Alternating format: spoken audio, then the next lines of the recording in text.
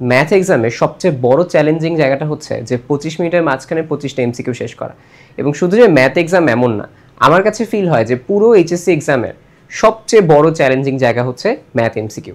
তুমি ম্যাথ সিকিউতেও অনেক বেশি টাইম পাবা, আস্তে আস্তে লিখে অনেক আগে শেষ করতে পারবা। কিন্তু ম্যাথ এমসিকিউ এমন একটা জায়গা যেখানে প্রচুর প্রচুর সময় যায়, কিন্তু টাইম হচ্ছে খুবই লিমিটেড। এবং এটা আমার কাছে এমনও ফিল হয় যে তোমার বুয়েট এক্সামের তুলনায় এই জায়গাটায় টাইমটা আরও বেশি প্যারা, অর্থাৎ এইচএসসি ম্যাথের এমসিকিউ আমার কাছে আরও বেশি প্যারাদায়ক লাগে। সো তোমাদের কাছে ওইটা লাগে এবং এটা আসলেও প্যারাদায়ক। সো আজকে আমি এই ভিডিওটাতে মেইনলি আলোচনা করব যে কোন কোন স্টেপে তুমি যেন 25 মিনিটে 25টা এমসিকিউ শেষ করতে পারো, মেথড কি হওয়া উচিত, সেগুলো নিয়ে হচ্ছে টুকটাক ছোট্ট একটা ভিডিও। এবং তোমার উচিত হবে, তুমি যদি আজকে রাতে ভিডিওটা দেখে থাকো, কালকে এক্সাম হয় তোমার, তুমি আজকে রাতে 2 থেকে 3টা বা 4টা এমসিকিউ মডেল টেস্ট দিবা, যেটা হচ্ছে এই রকম আমি যে স্টেপটা বলছি এই স্টেপে। ঠিক একইভাবে কালকে যখন সকালে তুমি যাবা, অবশ্যই সকালে এক্সামে যাওয়ার আগে একটা হইলেও সহজ প্রশ্ন, আমি বলি সহজ প্রশ্ন এক্সাম দিবা কালকে সকালে। সো এক্সামের দিন সকালে সহজ একটা প্রশ্নে তুমি হচ্ছে এক্সাম দিবা, যেন মানে এই স্টাইলে এই ফরম্যাটে হচ্ছে ফলো করে, যদি কেউ নতুন করে ফরম্যাটটা ফলো করে থাকতাম। এই ফরম্যাটটা আগেও অনেকবার ভিডিও বানাইছি, তারপরও স্পেসিফিক্যালি যারা হচ্ছে নতুন, যারা হচ্ছে একটু প্যারা খাচ্ছ, যারা এখনো জানো না যে আমি কোন স্টাইলে বলছিলাম আগে, তাদের জন্য আবার এই ভিডিওটা বানাচ্ছি। সো তোমাদের জন্য আজকের এই ভিডিওটা ম্যাথ এমসিকিউ কিভাবে তুমি 25 মিনিটে 25টা এমসিকিউ সলভ করতে পারবা, কোন কোন স্ট্র্যাটেজি হওয়া উচিত সেটা নিয়ে। শুরু করার আগে তুমি দেখবা আমি এখন একটা এটিপিক্যাল কথাবার্তা বলবো যে 25 পাওয়ার তীব্র ইচ্ছা ভালো মার্কস পাওয়ার সম্ভাবনা ধ্বংস করে দেয়, তুরাব 2022। এটা হচ্ছে আমার কাছে ফিল হয়েছে যখন আমি নিজে এইচএসসি টাইমে ছিলাম এবং অ্যাডমিশন সিজন ছিল আমার, ইভেন বুয়েট অ্যাডমিশন সিজনের টাইমেও এই টাইমিং নিয়ে বেশ একটা সমস্যা ফেস করছিলাম। কেন বলছি আমি তোমাকে আগে ফার্স্টে বলি, তুমি এক্সাম হলে যদি এই টেন্ডেন্সিতে যাও আমার 25-এ 25 পাওয়া লাগবে, আমার 20-এ 20 পাওয়া লাগবে, আমার 22-এ 22 পাওয়া লাগবে, অর্থাৎ তুমি যদি কোনো মার্কস টার্গেট করো, তুমি এমসিকিউ খুব খারাপ করবা, আগেই বলছি। কেন? কারণ ম্যাথ এমসিকিউ তোমার অ্যাপ্রোচটা ডিফারেন্ট হওয়া উচিত। তোমার অ্যাপ্রোচ হওয়া উচিত আমি যেগুলো পারি এবং সেগুলো হচ্ছে আমি কন্টিনিউয়াসলি দিব, যেগুলো পারি সেগুলো দিব। আমি মার্কসের দিকে তাকাচ্ছি না যে কয়টা পারবো কি পারবো না। কেন বলছি? ম্যাথ এক্সাম এমনিই অনেক বেশি কনজেস্টেড, খুব ফাস্ট হচ্ছে আমাকে সলভ করতে হয়। ওই মোমেন্টে তুমি যখন মাথায় ঢুকাইতেছো যে ভাই আমার তো এই টাইমের মাঝখানে ওইটা শেষ করতে হবে, তুমি আরো বেশি ব্রেইনে ফোর্স করতেছো, ব্রেইন ভুল করবে, ক্যালকুলেশন মিস্টেক করবে এবং তোমার টাইম আরো বেশি লেন্দি লাগবে। সো এই জন্য প্রথম কথাই হচ্ছে তোমার এটা যে 25 পাওয়ার তীব্র ইচ্ছা ভালো মার্কস পাওয়ার সম্ভাবনা ধ্বংস করে দেয়। তো 25 পাওয়ার টেন্ডেন্সি না, তুমি যখন বসবা, বসার পরে কি টেন্ডেন্সি থাকবে যে আমি যেগুলো পারি সেগুলো দেখাবো, আমি নট লাইক আমি খুব বেশি কতগুলো আমার হয়েছে ওদিকে যাচ্ছি। এবং এরপরে তুমি কি করবা, মেথডটা কি হবে, আমি এখন এই মেথড নিয়ে তোমার সাথে হচ্ছে একটু আলোচনা করবো। ঠিক আছে? তাহলে প্রথম রুলস তুমি বুঝতে পারছো কালকের এক্সামে কি হবে। নট লাইক বসার সাথে সাথে 25 পাওয়ার ইচ্ছা যাচ্ছে, আমি অন্যগুলোয় 25 পাওয়ার ইচ্ছায় সমস্যা হয় না, বাট ম্যাথ এক্সামে 25 পাওয়ার ইচ্ছা প্যারা দেয় সব জায়গায়।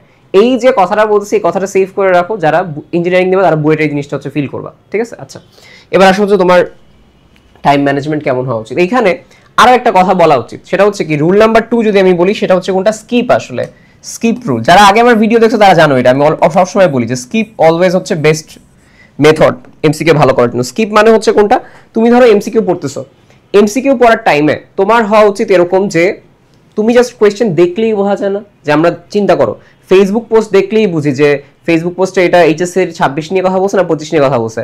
ফেসবুক পোস্ট দেখলেই বুঝি এটা কি তোমার ইমোশনাল গল্প নাকি এটা মোটিভেশনাল জিনিস। হালকা একটু ফেসবুক পোস্ট পড়লেই বুঝি না আমি, আমার কি পুরোটা পড়া লাগে, তারপরে তো আমি পড়তে যাই, তাই না? এই কাজটা করি।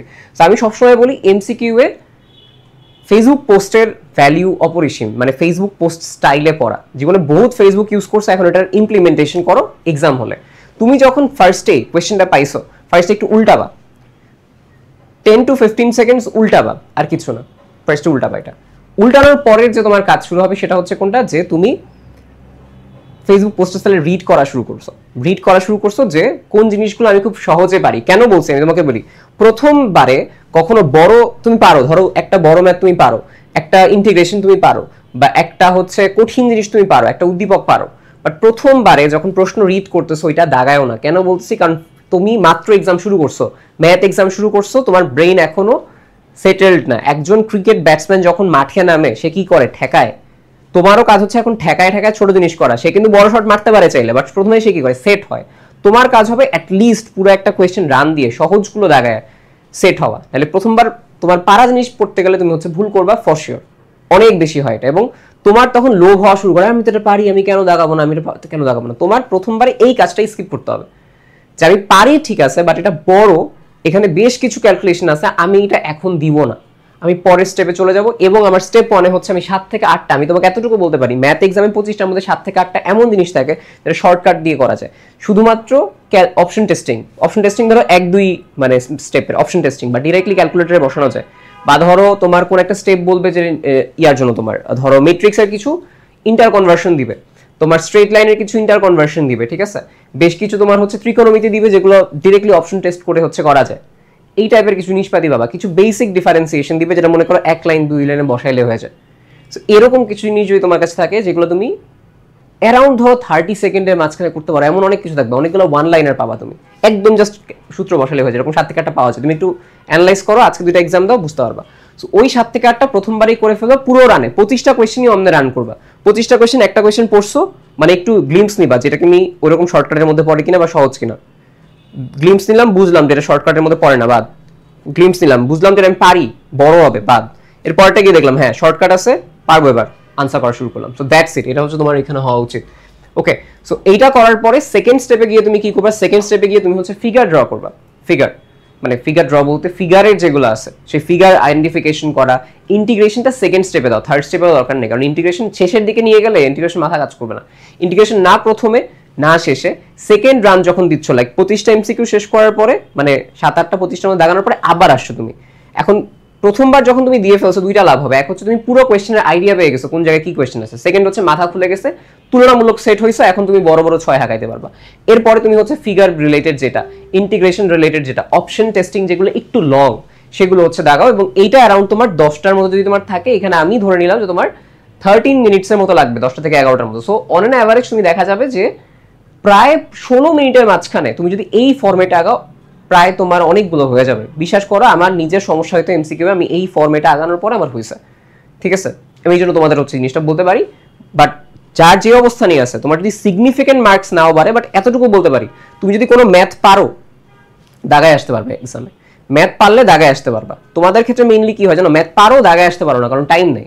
সো আমি এতটুকু বলতে পারি ইনশাআল্লাহ তুমি যদি এই ফরম্যাটে আগাও, আগে ধরো দাগাইতে পারতো না, এখন দাগাইতে পারবে অ্যাটলিস্ট তোমার নলেজের মাঝখানে। এমন হইতে পারে কোনো কিছু পারবা না কারণ আমার পড়া হয়নি, এইটা হইতে পারে সর্বোচ্চ, যেটা আমার হয়েছে, আমি লাস্টে রাখছি এটা। স্টেপ 3তে প্রায় 5টা থেকে 6টা, ধরো তোমার মনে হলো যে স্টেপ 2তে একটু বেশি লং, আমি এটা বেশি করতে চাচ্ছি না, আমি পারবো এটা, বাট আরেকটু আমার চিন্তা ভাবনা করে করা লাগবে, যেটা আমি এখনই পারতেছি না, যেটা আমার একটু চিন্তা করলেই আমি পারবো, বাট এখন পারতেছি না, ওটা তুমি স্টেপ 3তে নিয়ে যাও, 5 থেকে 6টার মতো পাবা ওরকম ভাবে। But on an average common এরকম 18টা থাকে, 17 থেকে 18টা কমন থাকে সবসময়, টাইপ কমন, ঠিক আছে। সো এই 5 থেকে 6টা তুমি প্রায় 7 মিনিটের মাঝখানে আনসার করলা, বা তোমার যদি এক্সট্রা টাইম লাগে। সো ওইরকম ভাবে তুমি গেলে দেখবা হচ্ছে তোমার প্রায় 24 মিনিট 23 মিনিট হয়ে গেছে। লাস্টে 2 থেকে 3টা থাকে, এই 2 থেকে 3টা আমি একদম ফ্র্যাঙ্কলি বলি, 2 থেকে 3টা তুমি কতটা ভালো মতো পড়ছো, কতটা ভালো মতো পুরো ইন্টারমিডিয়েট লাইফে পড়ছো তার উপর ডিপেন্ড করবে। কেন, ইন্ট্রিনসিক ভাবে 2 থেকে 3টা এমনই থাকে যেগুলো তোমার হচ্ছে নলেজের উপর ডিপেন্ড করবে, নলেজ, লাইক এগুলো টাইম বেসড না, এগুলো এমন না যে টাইম বেসড। স্টেপ 4 যে 2 থেকে 3টা রাখছে এটা পুরোটা নলেজ বেসড, যদি পারো ওই দেখা যাবে 30 সেকেন্ড বা 40 সেকেন্ডের মধ্যে শেষ করতে পারছো, যদি না পারো পারবা না, অনেক অনেক সময় লাগবে। সো এই 2 থেকে 3টা আমি বাদই রাখছি। সো এই 2 থেকে 3টা যদি তুমি পারো, নলেজের মধ্যে আসে বা আমাদের প্র্যাকটিসের মধ্যে থাকে, তাইলে হচ্ছে এটা যাবে, আর যদি না থাকে তাহলে হচ্ছে 2 থেকে 3টা আমার কাছে শেষের দিকে থাকবে, দেন তুমি তোমার মতো যদি কোনো আনসার বের করে ফেলতে পারো সেটা, ঠিক আছে, বা অ্যাটলিস্ট এতটুকু বলতে পারি ফাঁকা রাখো না, বুঝছো, কোনো কিছুর কাছাকাছি আনসার মনে হলে দাগায় ফেলো, কারণ এখানে নেগেটিভ মার্কিং নাই, দাগায়ও অ্যাটলিস্ট, তাহলে সিসিসি দাগায় দিও, কিছু একটা দাগায়ও, যেন একটা না একটা লেগে যায়, যদি কপাল ভালো থাকে একটা লাগুক, ভালো তো আর কি, তাই না। সো এটা, বাট আমি এতটুকু বলতে পারি তোমার মেইন ফোকাস হওয়া উচিত 22টার মতো এমসিকিউ এ, আর তারপরেও বলছি যে এমসিকিউর দিকে তাকাবা না আমার কয়টা এমসিকিউ হবে, বাট অন অ্যান অ্যাভারেজ 20 থেকে 22টা এমসিকিউ, 22টার মতো এমসিকিউ তুমি এর মধ্যে পেয়ে যাবে। এবং তুমি যদি আসলে এমসিকিউতে 20 থেকে 22 পাওয়ার মতো একটা প্রিপারেশন তোমার এমসিকিউতে ভাই 45 এর উপর এমনি পাবা, মানে আমি তোমাকে এতটুকু বলতে পারি মার্কস নিয়ে টেনশন করা লাগবে না। ম্যাথে তুমি A+ পাবা, 90+ পাবা, বাট ঘটনা হচ্ছে তোমার মাইন্ডসেট চেঞ্জ করা লাগবে, ঠিক আছে। সো এই ফরম্যাটে আগাও। লাস্টে তো আমি বললাম যে more hard but you can do it, আর লাস্টে হচ্ছে কোনটা, রেস্ট অফ দেম, যদি কিছু বাকি থাকে based on your knowledge.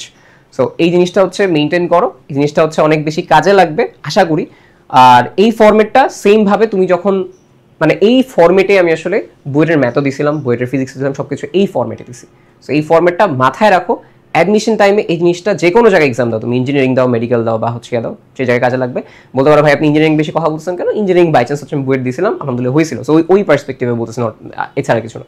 So এটা ঠিক আছে। সো এটা তোমরা হচ্ছে পড়ো, ভালো মতো প্রিপারেশন নাও, বেশি বড় করবো না ভিডিও, কালকে এক্সাম দাও, বাট রাতের বেলা 3টা এক্সাম এই স্টাইলে দাও, যেগুলো আমি তোমাকে বললাম যে কোন কোন জিনিসগুলো একটু লং, তারপর আরেকটু লং যেটা পারো বাট টাইম লাগবে, ওরকমভাবে করে প্রিপারেশন নাও। আশা করি তোমাদের এক্সাম ভালো হবে। আর মাঝখান থেকে হচ্ছে আমি একটু নিজে পড়ালেখা করতেছি আর কি, এই জন্য হচ্ছে কোনো আলাদা ভিডিও দিচ্ছি না। বাট এইচএসে যা আসবে তাই যে গ্রুপটা আছে এখানে ভিডিও দেওয়া হচ্ছে, সাজেশন দেওয়া হচ্ছে, সব কিছু দেওয়া হচ্ছে। ভালো মতো এক্সাম দাও, 6 তারিখ এক্সাম দাও। এক্সাম দেওয়ার শেষে আবার একটু কথাবার্তা হবে। তোমাদের ওই যে টেনশন যে ভাই কোন জায়গায় ভর্তি হবো কি না হবে, আমি তোমাদের এক্স্যাক্টলি তোমাদের যে সমস্যা সেগুলো নিয়ে একদম অথেন্টিকভাবে ভিডিও বানানোর ট্রাই করবো। আগের তোমাদের ব্যাচের ভাইয়াদের জন্য বানাইছিলাম, তোমাদের জন্য বানাবো, কোনো সমস্যা নেই। ঠিক আছে, তো আল্লাহ হাফেজ, সবাইকে ভালো থাকো।